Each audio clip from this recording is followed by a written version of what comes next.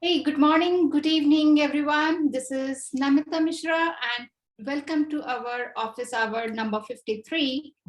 This is basically for the PPM Financials, the new features that we have done in the San Diego release. So today I will be sharing the new features of San Diego in terms of the PPM Financials. But in addition to that, I will also share with you what are our plans, beyond San Diego, be it a store release or the Tokyo release, what we can do, right? So that is all I am going to share with you. Okay, so let me quickly share my screen. And let me know if you are able to see this. I'm just sharing this. Yep, we can see it. Thank you. Okay, so basically our main theme while we were doing PPM Financials in San Diego was not to introduce any new feature, but we are working towards, to make sure that there are no chance of data discrepancy, because today before San Diego release, we were seeing so many customer cases, support cases, where people are getting some data in the grids and different data in the widgets, and they were kind of logging the support cases. So we wanted to avoid. Amita, can I ask a question real fast? Yes, please. Is this not the resource management one? No, resource management one was happened last month. I conducted that. Okay, because when we registered, it told when you clicked on the resource management one to register, it told us it was this. Oh, that's not right. This one is for the PPM Financials. Okay, well, we'll stay on, but I don't know that it'll be as relevant to us. Oh, but thanks for, yeah. And you know what? I will share with you the link of the resource management that I have done last month. Okay, thank you. Sure. It is there on the community side, but if you don't find it, it would be a quick thing for me to share with you after the call. Okay. Okay, so let me move ahead with this, what we have done. So theme, as I shared with you. So in today's agenda, I'm going to cover with you that what were those main pain points that we have removed in the San Diego or handled in the San Diego. The first one was basically we were seeing the actuals posted with no associated cost plans was resulting in the discrepancy of data.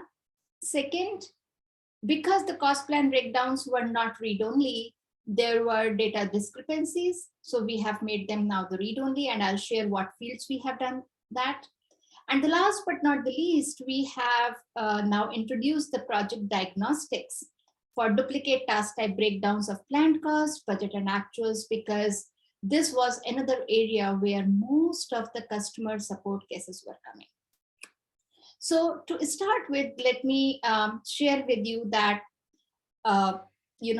cost plan breakdowns, sorry, not this one, the other one. Give me a second here. Right, so the first one is that actuals when they are posted without. Give me a second.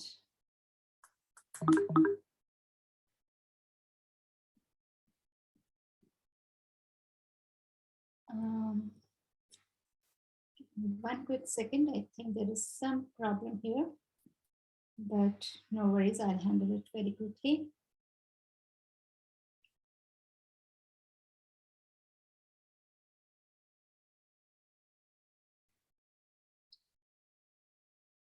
So basically the first one which I wanted to cover here is actuals posted with no cost plan. So what was the kind of, the problem there? The pain point was that whenever as a user, someone posts the actuals, but do not associate any cost plan, there is the actuals roll up to the demand and the project actual cost, but these actuals are not getting, accumulated to the cost plans grid. As a result of which you will see that there is a discrepancy between what you see as a demand or project actual cost and the cost plan's actuals, the total of the cost plan actuals. And hence the customers were creating the support cases with us. So there are different UIs basically where you see this discrepancy. The first one, as I'm saying, suppose this is your total actual cost, and these are your cost plans. If you see, this is around 14 something, right? Whereas the actual cost on the project financials you see is somewhere around 65K. Now, customers get confused. They say, when here it is around 14 plus, why is it here 65K, right? And the whole idea or the reason behind this discrepancy is because some of the cost plans, they do not have, the expense lines, they do not have the association with the cost plan. Hence, this discrepancy was coming in this UI.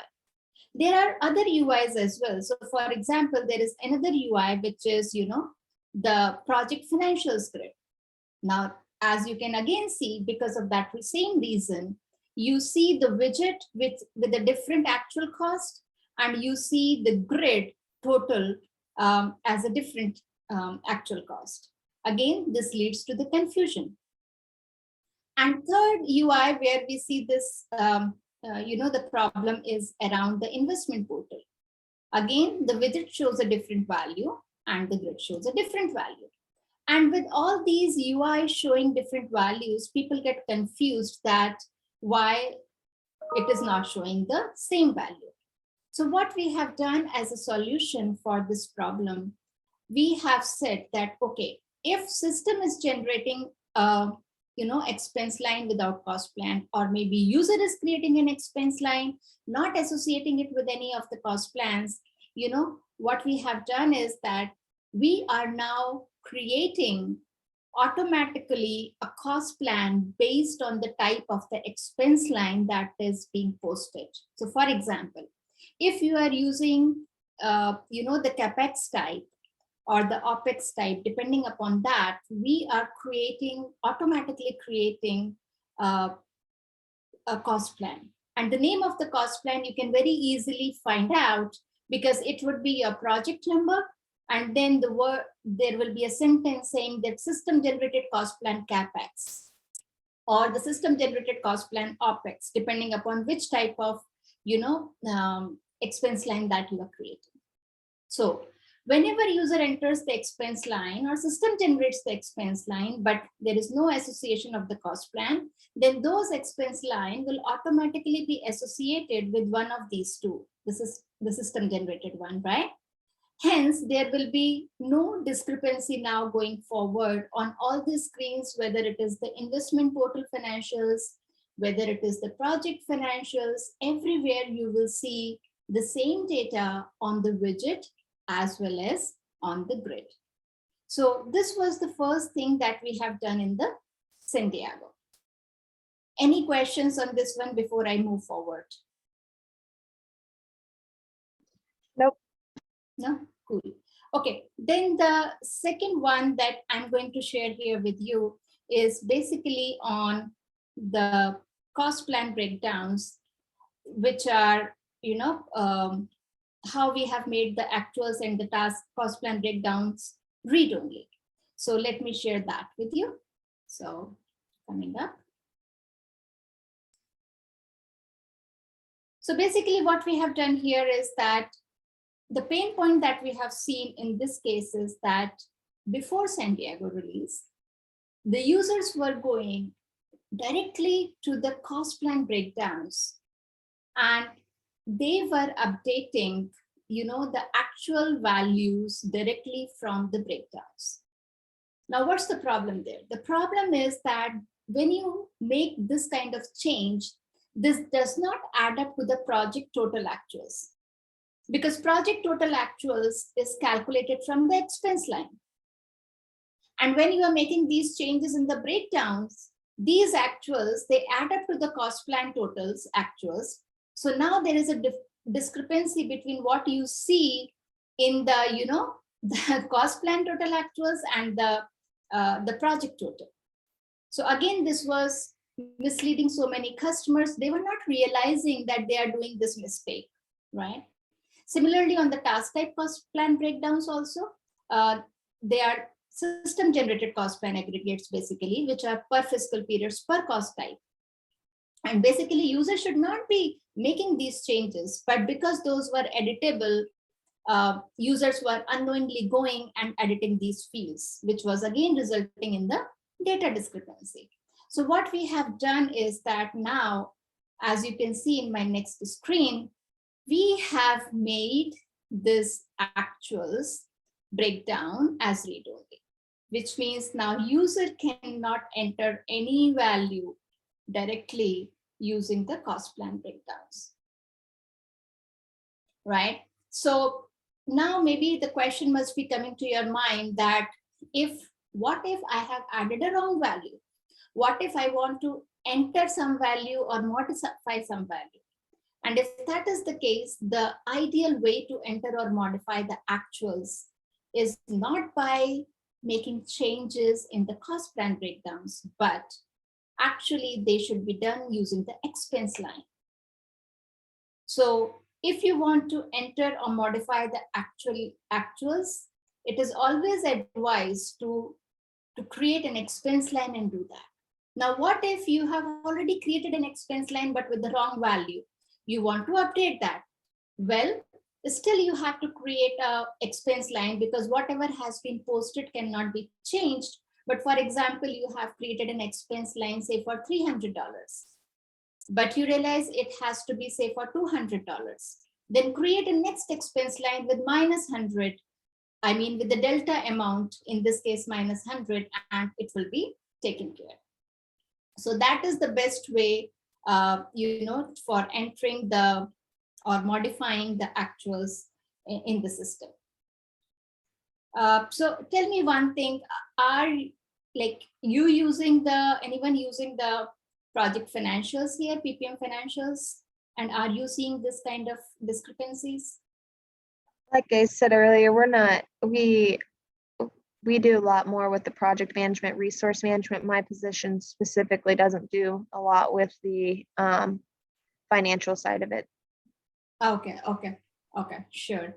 So how do you manage the PPM financials, if I may ask you, because you answered it well. So are you using Excel sheet today, or how do you do that? No, I think they're using ServiceNow. They're using PPM, but it's not specifically what I do. It's a different team. So. Oh, I see. Sure. So like when we create resource plans, expense lines are created. We do have cost plans and cost breakdowns, but that's not specifically what I deal with.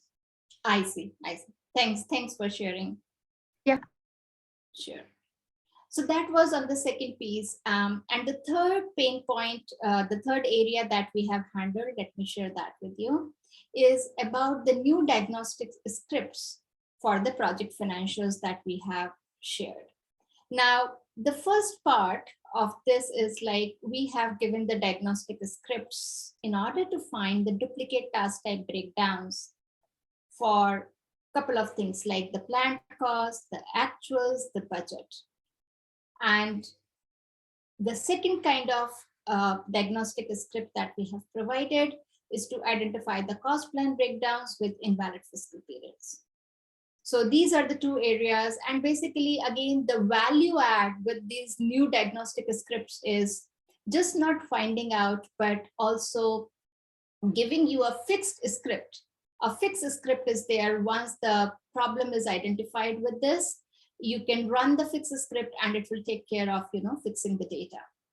And today, users kind of create a support case for this. But starting San Diego, we have provided this capability to the project manager persona, not to the admin, but the actual persona project manager who would be seeing these problems in his or her project. So once they see this kind of discrepancy, they can always go run the diagnostic scripts and then use the fix scripts to fix the problem rather than, waiting for admin or someone to create a case for them for the support case with the ServiceNow.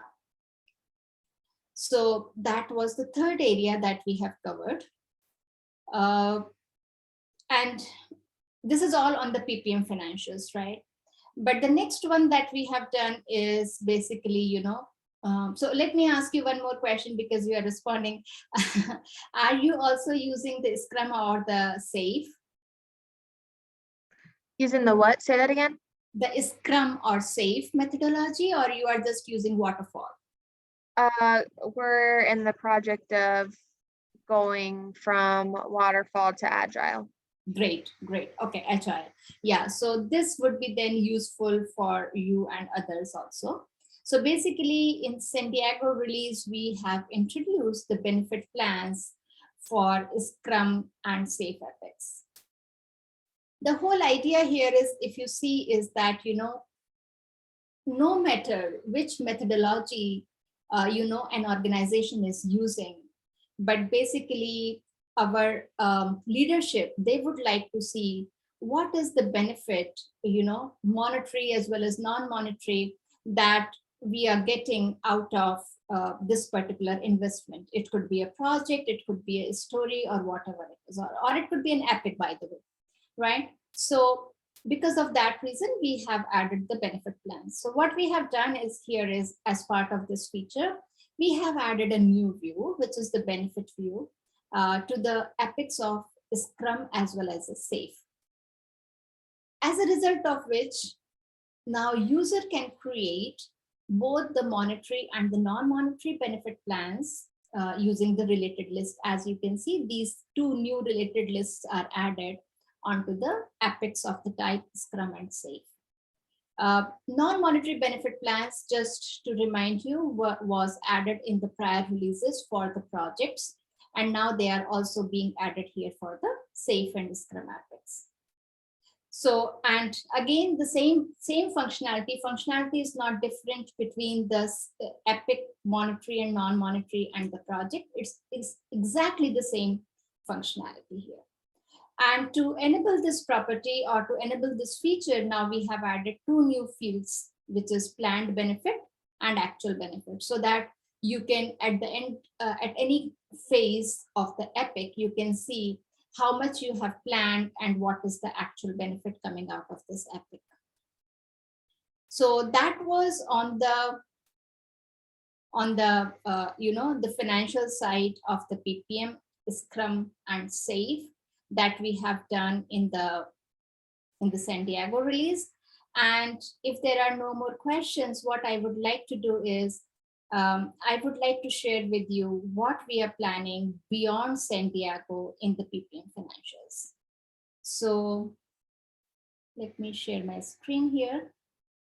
So plan beyond San Diego is two things I'll share with you on this call. One, as you might be aware, that we are releasing the features just not as part of the family release, which are 6 monthly, but also as the store apps, which are, coming every quarter, right? So the next one is planned for August 2022, the store release. And in this, we are enabling the investment owners to add others as co-owners for an investment. What this means is, this is very much particular to the investment funding.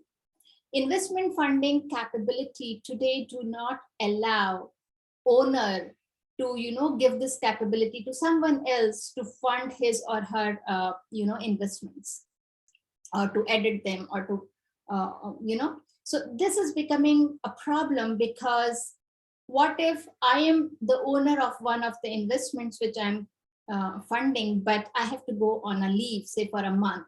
Who would take care when I'm not there? For that kind of reasons, now we have provided this new field, which is co-owner. And this co-owner can basically do everything which a owner can do, except deleting the, that particular top level investment or investment, right? So they can edit, they can add others also as a co-owner, and they can approve the funds or request the funds, right? So I would like to show you very quickly on my screen here. As you can, okay, I have to log in because it has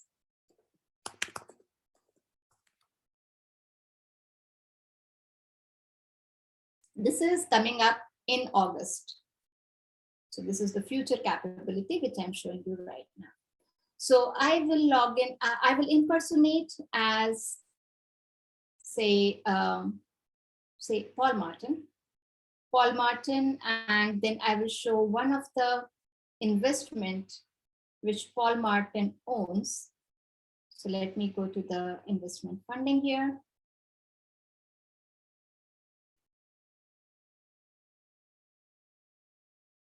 And as you can see here, this is showing you owned. Owned means that this is one of the things that Paul Martin owns here. And as a result of which, you see, he's also allowed to define some co-owners. So he has allocated CJ Desai and Abel Tutor as the co-owner for his funds, right?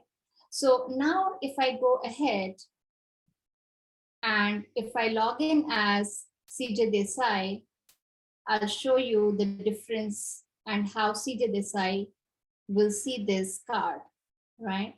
So let me go ahead and impersonate as CJ Desai. Couple of differences I'll show you when CJ Desai logs in and sees the investment funding.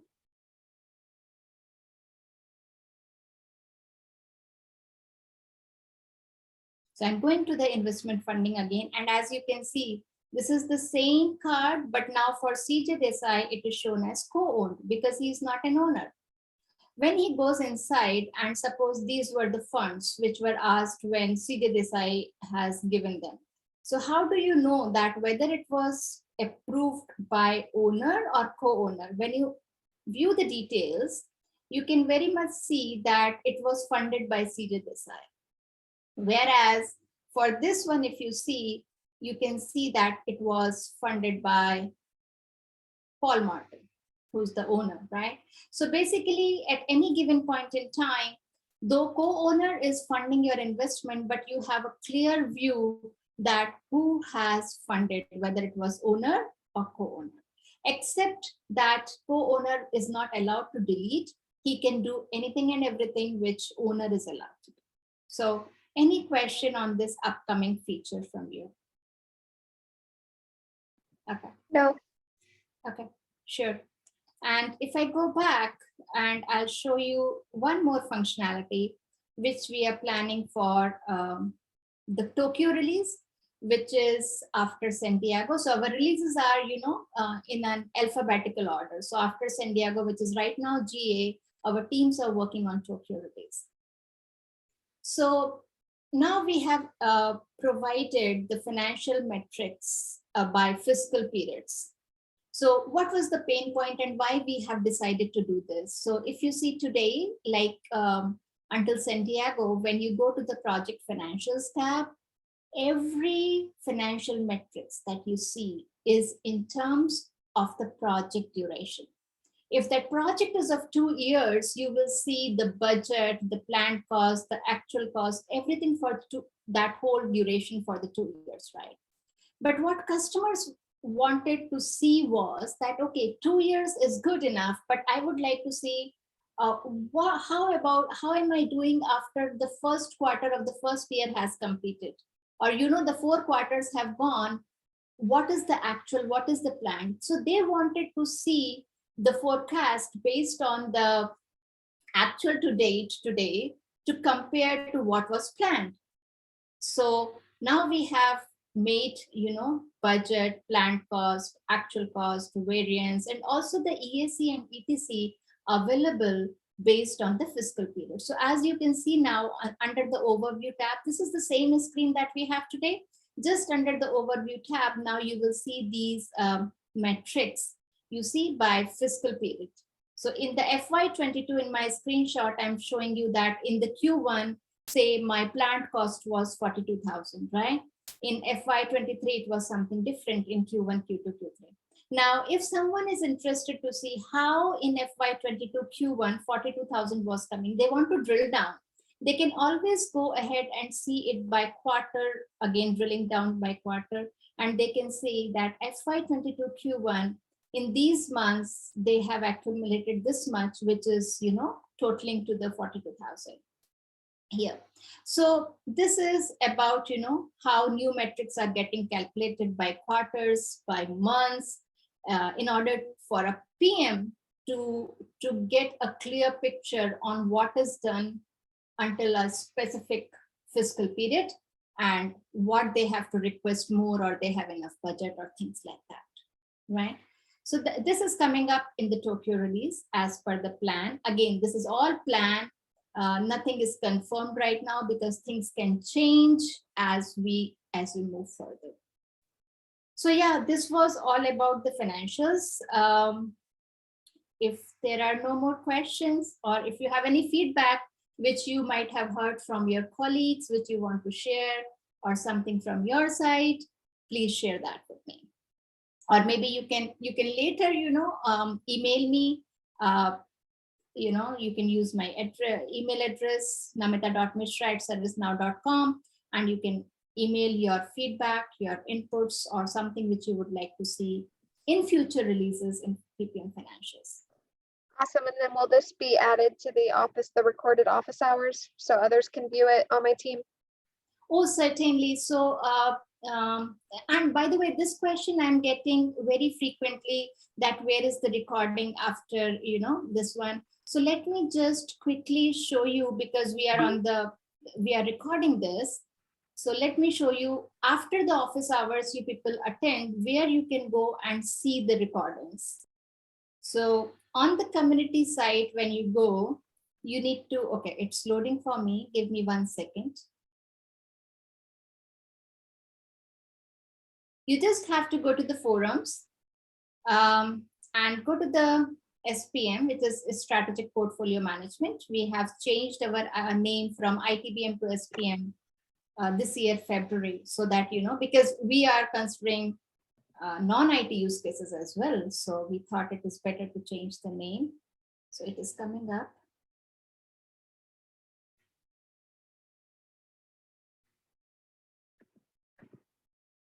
And as you can see here on the SPM office hours, on the previous recording, right, the 51 is not posted. And the whole idea of the reason of not posting it is there was some problem in the video.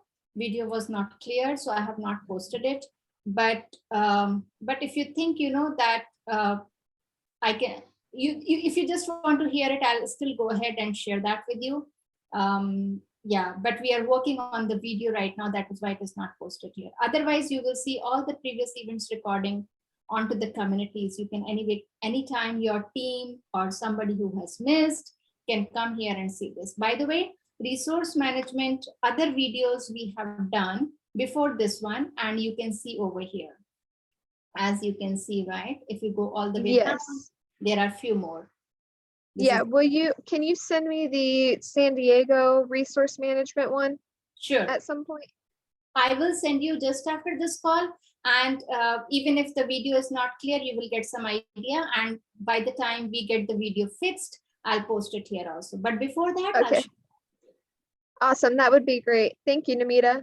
Sure, anytime. And send me your questions, feedback anytime, even after the call. You have my email address, so feel free to contact me. Okay. Awesome. Thank you so much. I'll look forward to watching that RM one as well. Sure. Thank you. Thank you. Thank you. Bye. Bye, everyone. Bye.